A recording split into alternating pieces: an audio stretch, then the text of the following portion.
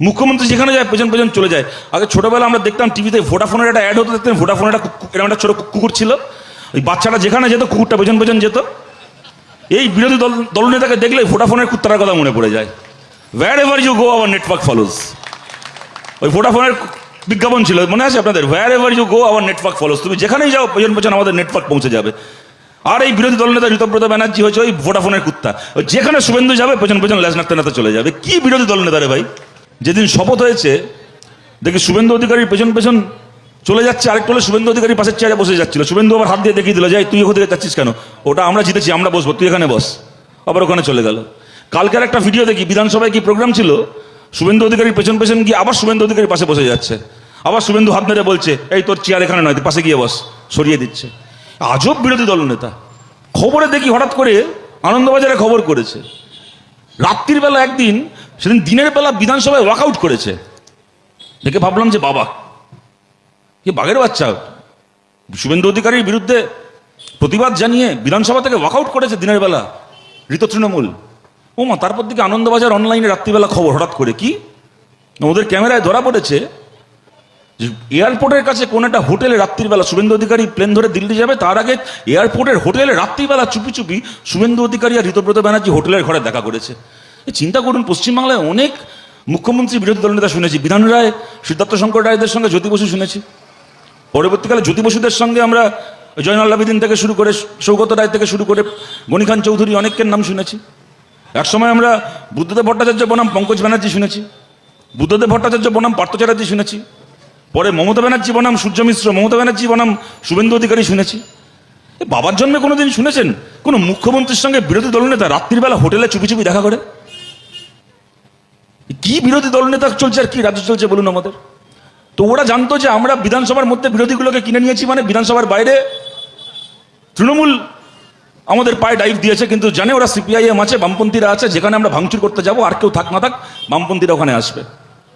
ঠিক পরিকল্পনা করে গোটা পশ্চিমবাংলার মধ্যে এত জায়গা থাকতে প্রথম বুলডোজার ওদের পৌঁছালো গিয়ে কলকাতায়, কসবায়, তপসিয়ায়। 100% মুসলমান এলাকা, সেখানে যাব, মুসলমানের বাড়ি ভাঙতে যাব। ঠিক জানে যে সিপিএম আটকাতে আসবে, আটকাতে গেলাম, আটকালাম আমরা। সঙ্গে সঙ্গে সেই ছবি গোটা পশ্চিমবাংলা জুড়ে ফেসবুকে, হোয়াটসঅ্যাপে ভাইরাল করা হলো যে দেখো সিপিএম কিরকম মোল্লাদের পার্টি, এই মোল্লাগুলোর ঘর ভাঙা হচ্ছিল, ঠিক সিপিএম চলে এসছে বাঁচাতে। আর আমরা জানতাম, আমরা চিরকাল বলে এসেছিলাম, যে পার্টি, যে সরকার মানুষের বন্ধু, সে হিন্দুরও বন্ধু, মুসলমানেরও বন্ধু। আর যে সরকার মানুষের শত্রু, সে হিন্দুরও শত্রু, মুসলমানেরও শত্রু।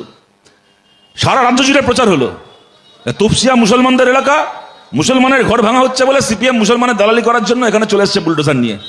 24 ঘন্টা কাটতে পারলো না, 24 ঘন্টা কাটতে পারলো না, তার আগে তপসিয়ার ওই মুসলিম এলাকা থেকে শুভেন্দু অধিকারীর বুলডোজার পৌঁছে গেল আপনাদের এই জেলায়, উত্তর 24 পরগনায়, হাবড়ায়, নমশূদ্র, দলিত, গরিব হিন্দু মানুষের ঘর ভাঙার জন্য, দোকান ভাঙার জন্য, ঝুপড়ি ভাঙার জন্য।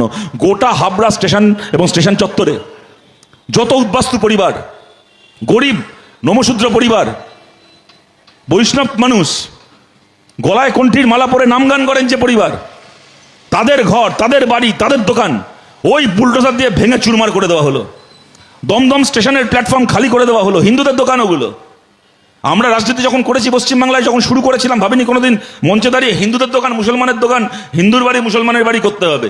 মমতা ব্যানার্জি 15 বছর ধরে আমাদের রাজ্যে অনেক কিছু শেষ করে দিয়ে গেছেন। সরকারি চাকরি শেষ করে দিয়েছেন, সরকারি স্কুল শেষ করে দিয়েছেন, অনেক কিছু শেষ করে দিয়েছেন। রাজনীতিতে সৌজন্য শেষ করে দিয়েছেন, অনেক কিছু শেষ করে দিয়েছেন, পঞ্চায়েত শেষ করেছেন, পুরসভা শেষ করেছেন।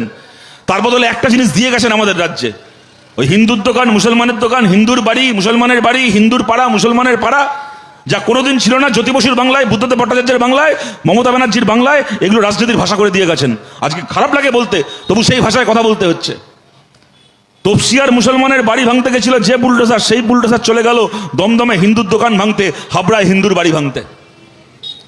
আর গোটা বাংলা জুড়ে মানুষ দেখলেন ওরা ভাঙতে গেছে, এটা যেমন সত্যি, তেমন আবার কোনো জায়গায় ওরা ফাঁকা মাঠ পায়নি, এটাও সত্যি। বিধানসভার ভেতর আমাদের একজন বিধায়ক আছেন আমাদের পার্টি থেকে সরাসরি, আমাদের জোটের পক্ষ থেকে নওশাদ সিদ্দিকীর একজন বিধায়ক, কংগ্রেসের 2 জন বিধায়ক আছেন। বিধানসভার ভেতর এই 4 জন বাদ দিয়ে বাকি বিধানসভার ভেতর এদিকেও বিজেপি বসছে, ওদিকেও বিজেপি বসছে। কেউ সরাসরি বিজেপি, কেউ ঘুরপথে বিজেপি। কিন্তু বিধানসভার বাইরে রাস্তায় দাঁড়িয়ে যেখানে যেখানে এই আক্রমণ নেমে এসছে, আমরা আটকেছি, আমরা প্রতিবাদ করেছি, আমরা প্রতিরোধ করেছি। আপনাদেরকে বলছি আগামী দিনে আমরা আরও আটকাবো।